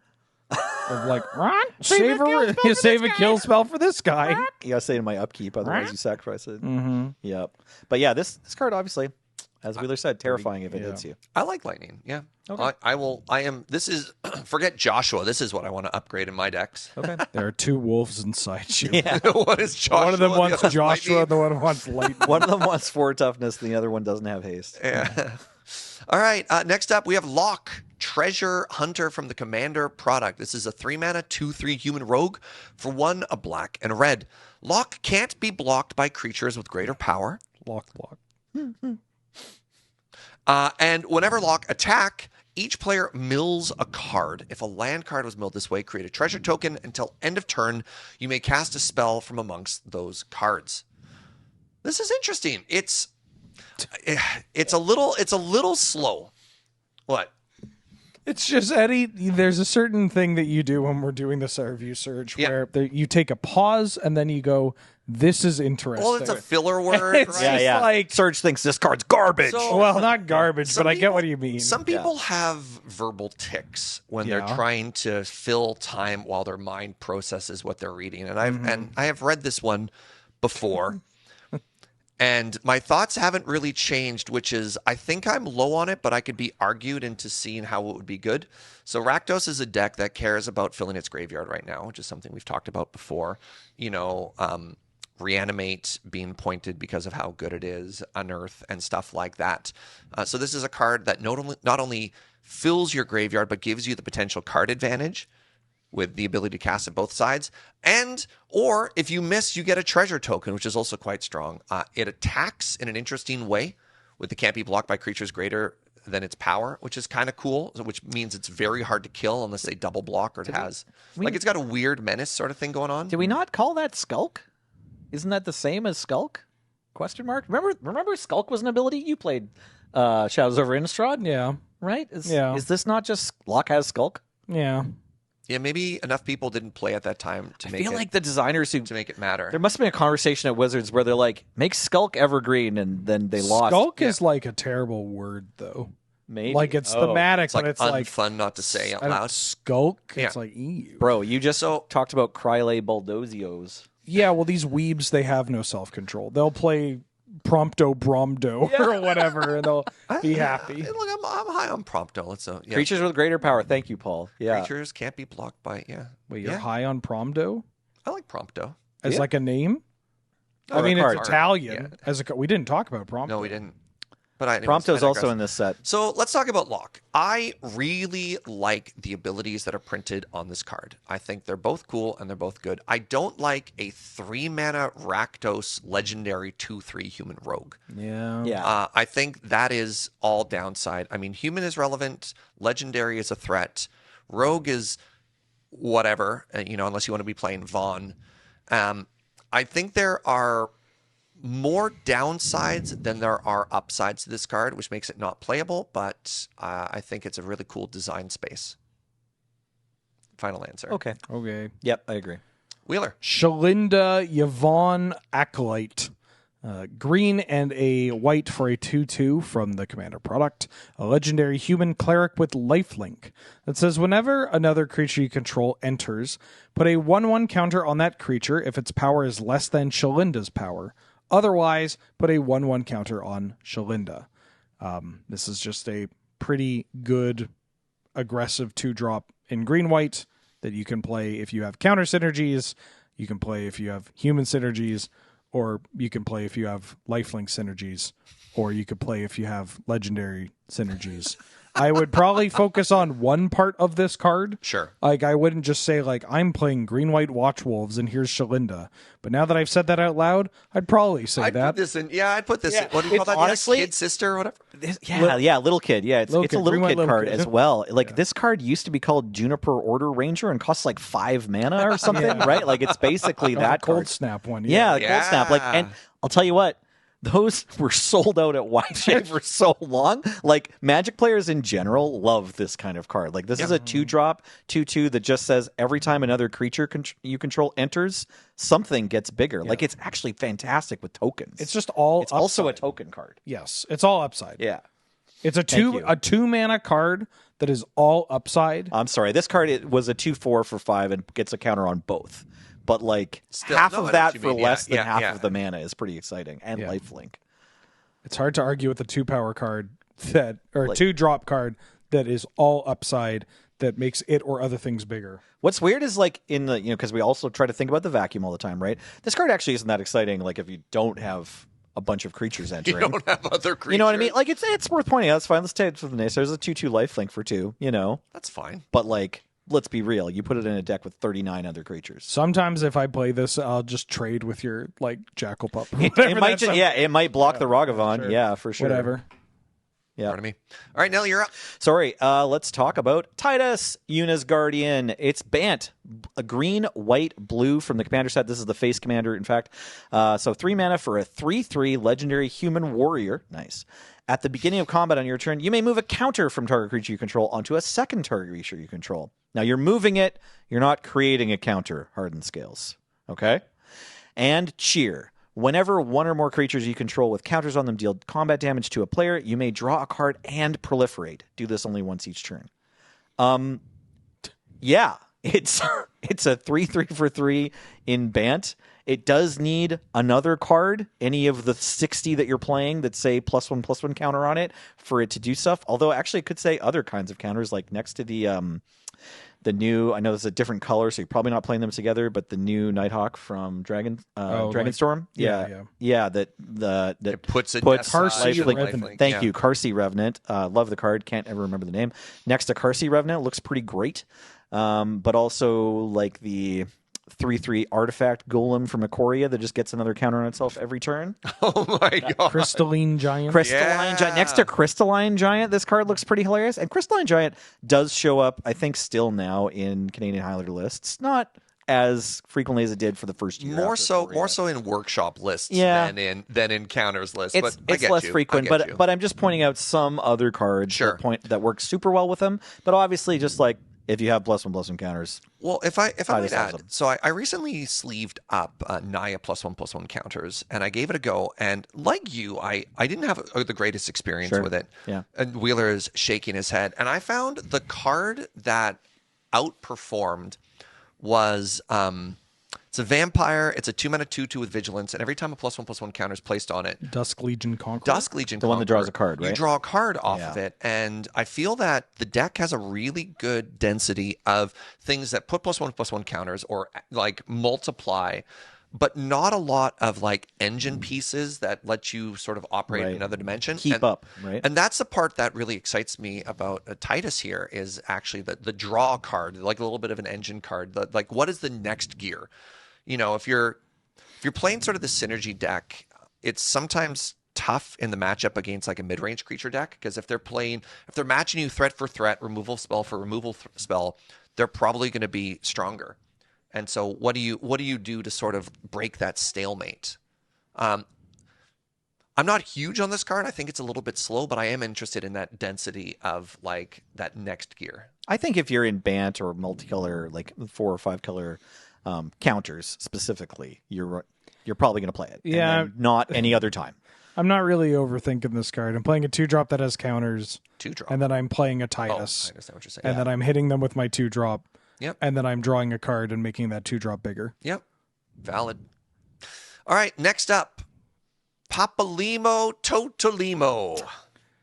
You're getting all the Italian cards. That's another thank you. It's my Italian blood coming through. That's another Lalafell. That's another potato. Okay, but they're coded as dwarves into Magic. So Yeah. that was the question. What were the hobbits? Were the hobbits also hobbits? No, the halflings. The halflings, yeah. They're coded as halflings, right? It's Yes. it's a halfling, halfling. creature type in Magic. Yeah, and right? so Lalafells are dwarves and hobbits are halflings. Papalimo Totolimo is a 2-mana 1/2 legendary dwarf wizard for white and a black. I feel like you have to sing after you say the name. Whenever you cast a non-creature spell, deal 1 damage to each opponent and gain 1 life. Sorry, who? shit. Who? Whenever you Sorry. cast a non-creature spell, Yeah. the creature deals 1 damage to each opponent. Which and you gain creature? 1 life. Papalimo Totolimo deals 1 damage to each opponent and you gain 1 life. Okay. Expialidocious. 4 and tap and sacrifice Papalimo Totolimo. Each opponent who lost life this turn sacrifices a creature with the greatest power amongst creatures that they control. God, this card is going to ruin my evening. It does I like don't to even do know. that. I actually don't even know how many non-creature spells ruin your evening is plain. Oh, I think of this as like Mardu Pyromancer. Yeah, or more like of that sort of thing. Esper like spells. This reminds me spells. of Lotho a little bit as well. It could just be the legendary white-black thing, right? It is a 2-mana black-white legend that does something when people cast spells. Yeah. Is there like a the white-black D&T? No, you're right. Definitely more. I think along the you lines of, like, you need to wanna play cast this in lot of spells. a deck where you have like up to the max is like 23 creatures or whatever. There's maybe a world with Mardu tokens as well because you're playing so many non-creature spells for that. Just a little bit more velocity. In the first episode, we covered Black Mage's robe or Black Mage's staff or Yeah. something, and I feel like this is like a kind of worse version Black of the Mage's same card. Rod, I think. Rod. Yeah. Oh yeah, the rod. Anyways, it does gain you life. Yeah, that's the rod- wild. Yeah, the life rod was gain is monocolor. huge. The life gain is huge. The life gain is big. Yeah, the rod was a 2-mana 2/1 that just dealt damage. This is a And if- 2-mana 1/2 that also drains, which is kind of spicy. and has the sack ability and stuff. But Yep. like, the rod, you can move it on to another creature if there's a board wipe or something. I don't know. Being able- This card's relevant too. It's two mana. Being able to Yep. to sacrifice your 1/2 to kill their biggest creature is not nothing, right? Yep, absolutely. Yeah. Cool. We're gonna gain so much life from Papa the Dopper Proper Corrupum. It's All also right. just wild that Black got 2 of these Kessig Flame Breathers Yeah. in this set, right? Yeah, for sure. Go All right, Wheeler, you're up. Vivi Ornitier. Vivi. I only know this card is Vivi. 1 blue and a red for a 0/3 legendary wizard that has an activated ability of 0. Add X mana of any combination of blue and or red, where X is Vivi's power. Activate only during your turn and only once each turn. And Whenever you cast a non-creature spell, put a 1/1 counter on Vivi, and it deals 1 damage to each opponent. So the downside is that, assuming you play this like this 3-mana card that can get Caracased and dies to Lightning Bolt immediately. But again, if you don't have a spell, if you don't have a spell, the upside is that if you get to untap with this, you are likely winning the game. This That number goes another up one. so this fast. triggered ability is so wild. This is kind of, it does a weird impression of both like a not Nico Bolas, a Niv Mizzet, and also like a Drake. Like it's like a Niv Mizzet combined with like one of those elves that taps for the number of creatures you control for green mana. Yeah, I am so surprised that those are the cards that you two decided. What did you think of? Well, it's a Sprite Dragon and a Kessick Flight I wanted but to the mana, Sprite Dragon. what's the mana ability, right? Yeah, the mana like Marlin. It's Marlin's mana ability. Yeah, the mana ability is very weird, very powerful, very funny with Agatha's Soul Cauldron. Yes, very funny with Agatha's Soul Cauldron. Yeah, this is another classic card of like, you better deal with it immediately. Yep. Or it will take over the game. And it's a wizard for my Jeskai Wizards. I can't get through this part of the podcast. I know we don't usually do this, but like I can't not talk about the art. Like they nailed the characters, and just looks so good, like so cool looking. Yeah, so innocent but dangerous. Yeah, you know. Also, I want everyone to know, yes, this is a mana ability. There's a lot of words on it. But it doesn't say only as sorcery. It just says only as your turn, and you can only do it once. But there's no target for it, so it's not like a Deathrite Shaman where like they can respond and exile the land from the graveyard. And it's not a triggered ability that has a target or anything like that, or that has some other words. It just adds mana. It's an activated ability that adds mana, and it doesn't require that Vivi is not summoning sick. Isn't it not good? I mean, I know doesn't require summoning sickness, but doesn't it have to check Vivi's power when it resolves? And as such, maybe wouldn't be a mana ability? But that doesn't use the stack, right? Yeah, like this is a mana ability. I think both of you are right. Yeah, it does. I don't think it's going to need to use a stack. You know what? I've been wrong before. I'm allowed to be wrong, but I'm fairly confident that this is a mana ability. So you can play it, and then like at any point, whenever you're ready, you just click it and you get the mana. Mm-hmm. Your opponent doesn't respond. You just get the mana. Neat. So don't do that on Arena before it has a power. That's so weird. I was also going to say, like, maybe there's a weirdo world in which if it is a mana ability, like, does your opponent not get the opportunity to lower its power in response? I don't think so. No. They do not. I don't think so. Hold on, Wheeler? I said they do not. Yeah. Yeah. Wild. Yeah. All right, let's move on to colorless, which is artifact, but also colorless spells. Okay. Yeah. So we're starting off with Summon Bahamut. So this is a colorless enchantment creature, Saga Dragon. For some reason, trying to get ready to say Saga, I can't say enchantment. Yeah. And those are just both regular English words. Saga Dragon. Saga Dragon. Draga Trospa. This is a dragon. Oh, God. Okay, yeah, please forgive me for all that. Anyway, so this is a colorless, non-artifact spell. It is an enchantment. It is a creature. It is a saga. It is a dragon. It's 9 colorless, or 9 generic to cast. It has flying, and it's a 9/9. It has 4 chapter abilities.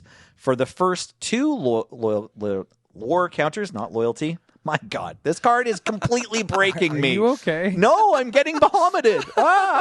My whole gaming system's ruined. Anyways, first chapter ability, destroy up to 1 target non-land permanent. Second chapter ability, destroy up to 1 target non-land permanent. Third chapter ability, draw 2 cards. Fourth chapter ability, Mega Flare. This creature deals damage equal to the total mana value of other permanents you control to each opponent. Please put this in your channel decks. Oh, I want to replenish this. Sure. Please put this in your replenish decks. I want to persist this card. Please put this in your reanimator decks. These are not cast triggers. The 3 genders.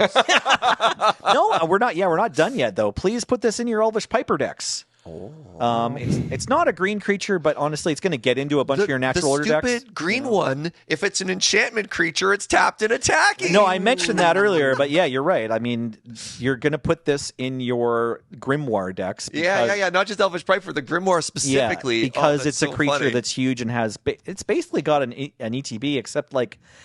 Is this actually better than an ETB? Like, do these Saga triggers, like, I don't actually know how this is a cool judge question again. It's not an ability that is triggered by it entering play. No. But It's ability that is triggered by putting a lore counter on it. Yeah. So it gets around like Doorkeeper Thrall, yes, right? exactly. But does Gets the around Saga? Hushbringer. Yeah. I know, but I actually want to know if Saga creatures don't get their first chapter ability right away when you have a Doorkeeper, because you're supposed to put a lore counter on them when they enter the I battlefield. think that's But that's- state-based. I don't think This that's is a judge question. I fully well, don't know the yeah, answer it's to. a replacement effect. As it's entering, it Is comes it? in with a lore counter. Okay. No, because it's not a replacement effect, because then you couldn't get Lost Urza Saga and deny the mana. Okay, so we Right. are going to look into this. No, but Urza Saga is a triggered ability. But that's Like putting the lore counter is is a replacement effect. Then there is an ability that triggers when lore counters are on the sagas, right? Like the Urza Saga has a triggered ability that you can respond to. interesting. So right. What I think we're trying to get to is that can we circumvent the Doorkeeper Thrall? yeah, if I have Doorkeeper Thrall or any other of the various hate bears that say, like, triggered abilities don't happen, like, and when permanents entering the battlefield, I think actually the most commonly played one in Canadian Highlander is Elishnorn. Right, like the the 5 mana March of the Machines or Mother of the Machines or whatever, Elishnorn, that says your triggered abilities happen twice and theirs happen not at all, right? So if they have an Elishnorn, do you get your first loyalty counter and your destroy target Elishnorn trigger from Bahamut? And I'm actually not 100%. I think you do. So probably by the time you're hearing this, another judge has responded in There'd the be comments. like an 8-page thread. Yeah, or you can Google it. So Yeah. thank you to everyone who's done that. The enchantments sagas are not new and creatures are not new, but them being together on the same permanent card is new for Final Fantasy. So there's bound to be other corner cases as well that we haven't covered or we've tripped on here. But this card seems I like great. this card. Yeah. I like this card in deck that Pretty cares good. about big mana or cheat on big mana. Love another clean channel target, honestly. Next up, we have the World Map. This is a 1-mana artifact with 2 activated abilities. 1 and tap and sack this artifact. Search your library for a basic land card, reveal it, put it into your hand, and then shuffle. 3 and tap and sack this artifact. Search your library for a land card, reveal it, and put it into your hand, and then shuffle. This is cool. This gives us a little bit of redundancy on Expedition map. Expedition Map, thank you, which previously cost 2 mana to sacrifice. So look at all this flexibility. If you just really need a land early, you can get a basic, or for 3, you can get it later. If you don't want to necessarily Trinket Mage or Urza's Saga for your Expedition Map, you've now doubled your chances of just naturally drawing it. I like this in Academy decks. I don't know what other decks are playing Expedition Map these It days. used to be more of a staple, but the power creep and various, better cards being printed. There's certain has lands taken over. decks that maybe if they're like an all-in lands deck that's running a map, they can play this. Yeah. Also, map was like a bit more popular while crop rotation was points. Crop rotation isn't still points right now, is it? Crop rotation's Remind free. me. Yeah. So that also kind of affected map. Map is a card that we haven't seen a ton of in Canadian Highlander, but yeah, Well, I mean, it used to sees see a ton, lot of it. It sees a ton in exactly Yeah. The one decks that type care of about deck. Tolarian Academy, which And is a massive include. Yeah, Those decks are yeah. I've been a little Because if you already have biased. They're Academy, great. you can get They are Urza's great. Saga. No, they're you really can get powerful. Inventor's Fair. Like there's Right. so many hits in the Yeah. artifact one. Yeah. And so it goes. So do you think auto include though? Because in the decks that are specifically always looking for Tolarian Academy, are we still stoked on World Map now that it costs 3 to go find yeah. Academy? Probably, yeah. Probably. Yeah. Yeah. Yeah. I'll be trying it. All right, Wheeler. Wrecking Ball Arm from the Commander product.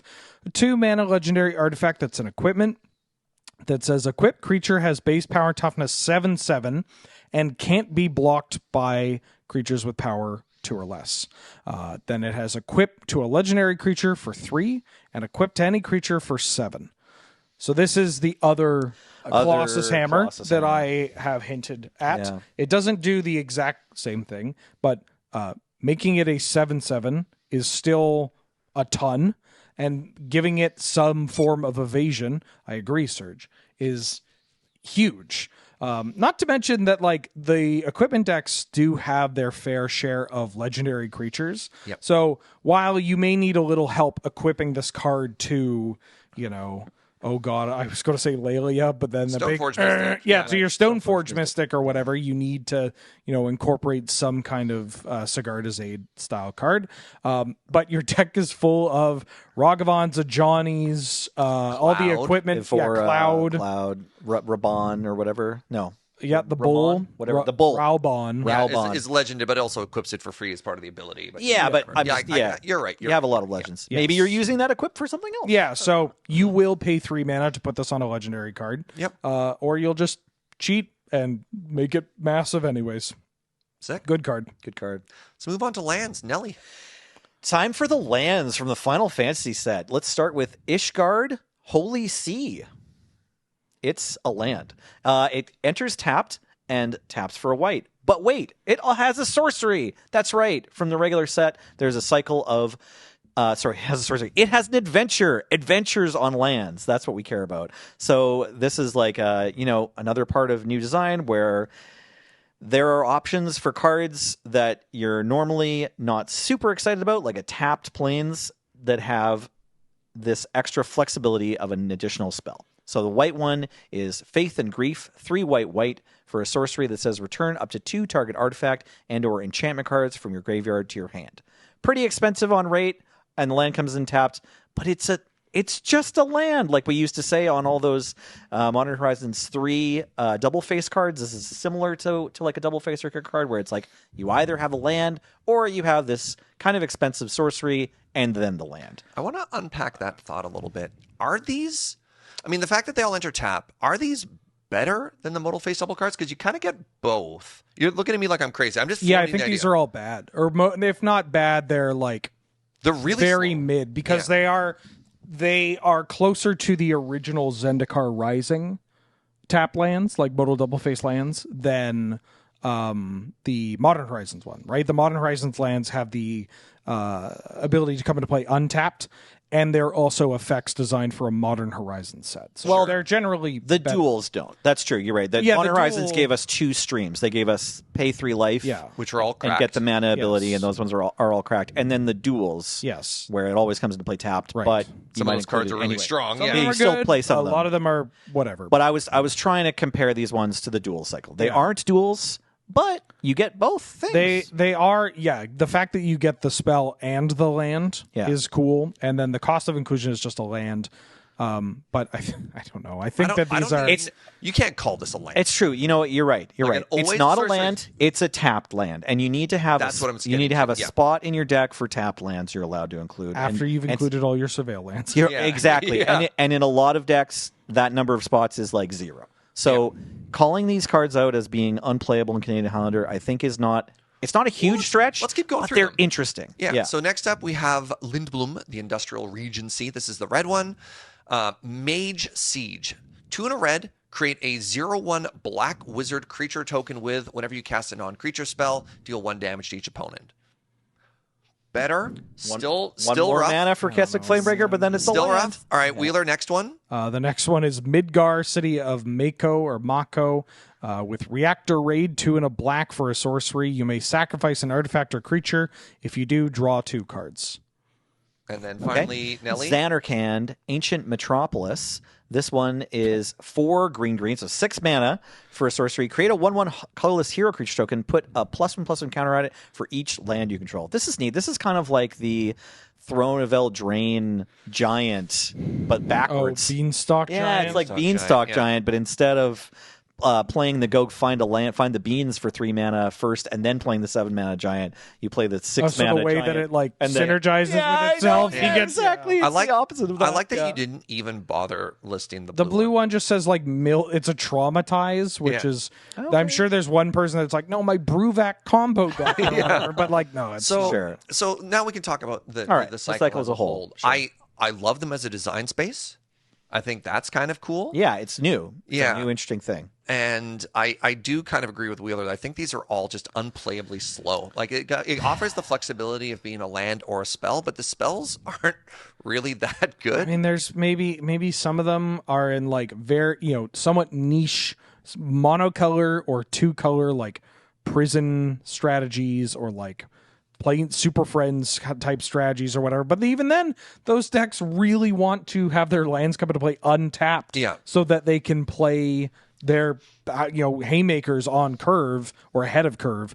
And when they play tap lands, they play off-color surveil lands. The funny thing for this is it's the opposite of what you'd want for like Cascade or something like that. Like the modal face double cards with lands on the back are actually great for Charbelcher, for example. Yeah, because you can lower your land count so you don't hit for stuff like that. So this always being a land and not an instant or sorcery is maybe interesting in some use case that we haven't hit. Again, I'm spitballing. I'm stretching. No, here. let's spitball. But It's fine. Let's brainstorm. It is interesting, right?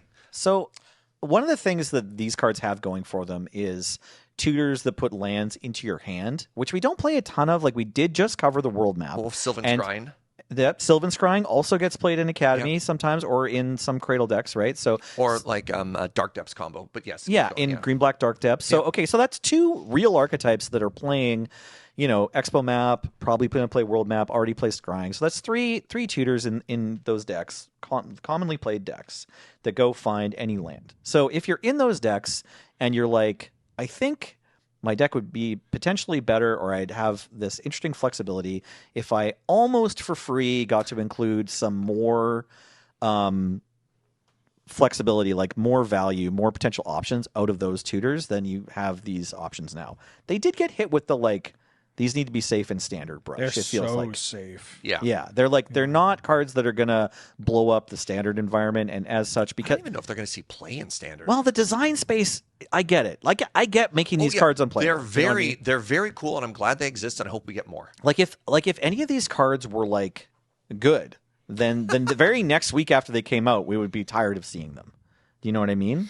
Like if there was a stomp on the red one, you'd be like, why do they get that? You for get a just healthy tap environment if you're like your first two turns are people putting tap lands into play. I'm going to be unsurprised if we change our tune on one or more of these, because it does feel weird being able to get both. Right, like these are adventure cards. Remember, you play the stomp and then you play the giant. Land. You get the stomp and then you get the giant. Right, you get the petty theft and then you get the brazen borrower. I mean, provided the game goes long enough, is the big asterisk on that for sure. There's a lot of times you've got a stomp in your adventure zone and you're just dead before you get the 4/3. Sure, bring back Midgar again, if you don't mind, Paul. The black one, 2 and a black. For you may sacrifice an artifact creature if you do draw 2 cards. It is sorcery. Yeah. But this is like draw 2 cards, lose something you don't care about, and then you also made your land. So it's like a ton of development off of one card. Or the red one gives you a blocker. The red one's the best one. Yeah, the red one puts something on the board for 3 mana, way more than this token is worth. Well, and if you got a Blood Moon, it enters untapped.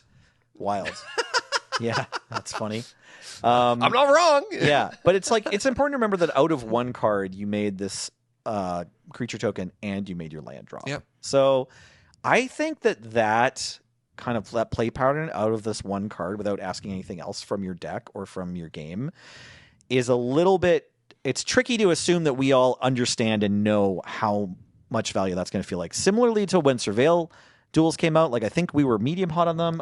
I think we were all. We were medium low on them and thought no. We were high. These are very, very powerful. We were higher than your average Magic but player. But the three of us still, I think all of us 3-6 months later, these are even better than I thought they were going to be. Yes. So I want to say that because that can happen, especially with lands, that maybe we'll change our tune, or one of them will see regular play or something like that. I'm okay being mean to these. Sure. One more. Coming in tapped is huge. It is a big deal. One more thing to call out: we do have the starting town cycle.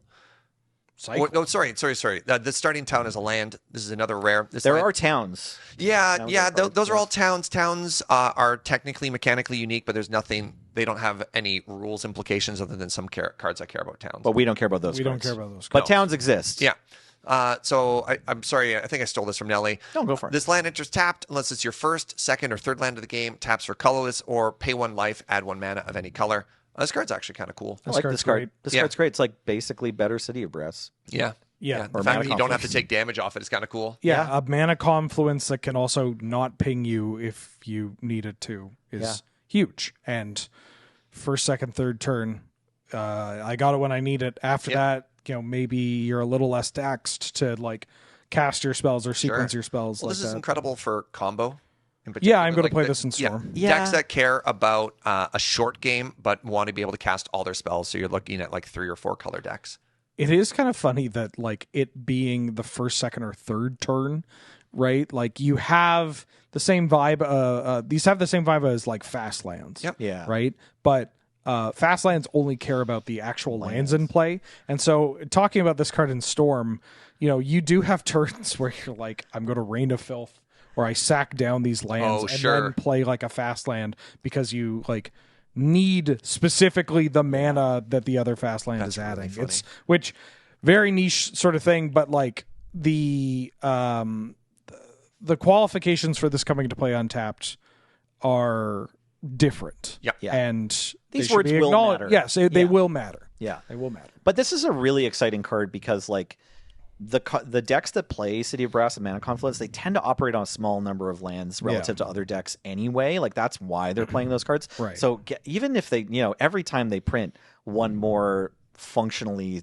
similar or identical City of Brass, that's pretty exciting for Canadian Highlander. Yeah. Because there's a bunch of these decks where we try to play like all the various mana costs of stuff, Card's whether good. it's spells or creatures. Yeah. Let's go to our segment where we talk about our general thoughts on the whole set, also known as sort of our closing thoughts. I'd like to propose Nelly first, and then I'll go and we'll close on Wheeler. Okay. Sure. Yeah, they gave us a couple, like 4 or 5 at least, really exciting cards that will matter for the set. But overall, this is a pretty big set and commander decks that weren't really aimed at us, and that's fine. That can continue to be the case. We get one set that matters hugely every 2 or 3 years, and that is okay with me. So not a complaint, but just like, if there's only one card that you care about from Final Fantasy for Canadian Highlander, I think that's normal, and that's fine. That said, yeah, I'm kind of excited for these landfall matters and equipment cards, and I want to give the developers a shout out for nailing the flavor on a lot of these cards, including most of the cards that most people who play Final Fantasy care about, and like just making the cards feel close to the game experience. So that's outside of the realm of Canadian Highlander. I do think that they did like a pretty great job. As a equipment pilot, I am absolutely thrilled. I do want to double down on what Nelly said, that if you're outside of a couple of archetypes, you got slim pickings on this one, but I'd rather that than have every set be Modern Horizons 3. Yeah. Yeah. Wheeler. Yeah, the power level's pretty low overall, but that's okay because we don't care about the things overall. We care about, where the individual cards are going. And there's some juice given to some lower tiered fan favorite archetypes that have already been Hey, hold on. they've already been receiving some gas over the years. They're obviously like directions that Wizards wants to take, especially for Commander, right? Commander players like hitting land drops, playing with equipment and counters. And so if you're fans of those kind of like strategies and play Canadian Highlander, then you're in luck. You're going to be getting new cards for those basically every single set. But the ones that we've gotten have been cheap. That's the important part. They're like mostly 1s and 2s. So they line up very well with the curve and the speed of Canlander. And then we also just have like a handful of cards that go like World Map just goes into Academy decks. That's great. Garland goes into Rakdos Delirium. We got a couple of those, and sure, fine. I'll take like 5 to 10 cards that are like going to for sure be tested in pre-existing top tier archetypes. They won't become like the brand new Tameo or Pyrogoyf or whatever, but they'll be like a pretty solid like card 95 to 100. You might lose a lot of games to Gal this year. Remember when we were so excited for Relic Seeker? We were like, oh yeah, there's another Stoneforge. That was You. 16 years, or no, it's 6. That was Yeah, we like still haven't 12 gotten years anything ago. better than Stoneforge, right? Yes. Like that's why Cloud- Cloud is so huge. Cloud We're is playing very exciting. Stonehewer Giant. We liked it. Well, hold your horses, bud. What do you mean we? Yeah. I cut off your flow, but I just No, want to it's- talk about Yeah, it's fine. The set's okay. I like some of the cards. Yeah, when was whatever. the last time like an equipment deck, like an actual factual equipment deck, not like, we took Jeskai and we put a Stoneforge in it. Like, is this what you're talking about? Like a red, like Boros equipment being a struggling archetype and want to get up despite seeing a fair amount of play Well, it doesn't see a huge amount of play. other than me. it's a niche. I mean, it's an archetype that sees a lot of play because equipment's appealing. Sure. And two of the biggest faces for the format won't shut up about it. So, of course, other people are going to want to follow our lead, right? But, like, it's a deck with real deal strength. Cloud is- and has gotten some good cards. Yeah. Cloud and the other cards are probably the biggest thing that happened to Canadian Highlander equipment since Embercleave, though. I think that's Yeah. probably accurate. Sure. Yeah. All right. Any final thoughts? We didn't talk about suplex, but I did just suplex the Phantom Train last night. Actually, the ability in FF6 is called Meteor Strike, maybe only in the Pixel remaster. But yeah, watch out. Yeah, there's a lot of cards we Train didn't to be talk getting about. suplexed. There's a lot of role players that we didn't Yeah, cover. we didn't. Yeah. Zell and Red for the landfall deck. There are a few cards Oh, in yeah. there we didn't cover. Yeah. Yeah. Not exhaustive. But again, your eyebrows say it all, right? Yeah. Yeah. All right, that's gonna do it, friends. I mean, we talked a lot about these cards, and they're cool and they're fun, and there you have it. But if there's cards you think that we missed, let us know in the comments down below. I've been Serge, joined by Anelli. Hey, that was me. We had a Wheeler. Yep. Thank you very much to Paul for running tech. You're welcome. A reminder that everything we do is brought to you by you, your support of the Patreon over at patreon.com/loadingreadyrun. If there's any cards that you enjoy, you want to pick up, why don't consider Card Kingdom, cardkingdom.com/LRR. It's an affiliate code. Lets us know that we sent you. Thank you very much for watching, and we will see you next time. Bye.